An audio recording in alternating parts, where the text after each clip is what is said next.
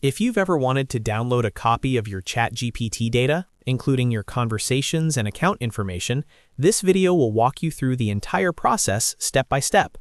It's a quick but important feature to know, especially if you want to keep a personal backup or review your chat history later.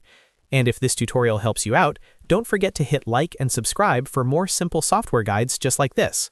Let's get started. First, open your browser and go to chatgpt.com. Then sign into your account if you're not already logged in.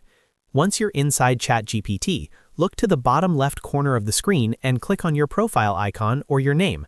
This opens the account menu, where you'll see several options related to your profile and settings. From that menu, click Settings. This takes you into the main ChatGPT settings window. On the left-hand side, you'll see different categories, and the one you want here is Data Controls. Click on Data Controls to open the section where OpenAI manages your personal data options. Now look for the Export Data section. In that row, you'll see an Export button. Go ahead and click Export to begin the request. ChatGPT will then show a confirmation message to make sure you really want to download your data. This is an important security step because the export may include your conversations, profile details, and other account-related information. When the confirmation box appears, click Confirm Export. After that, ChatGPT will start preparing your data package in the background.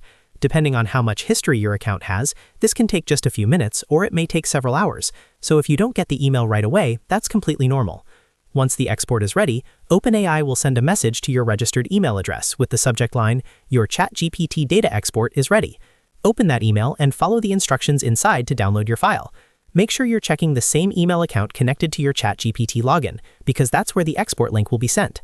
After you receive the file, you can save it to your computer for backup, review it for your records, or keep it in case you ever want a copy of your chat history. And that's all there is to it.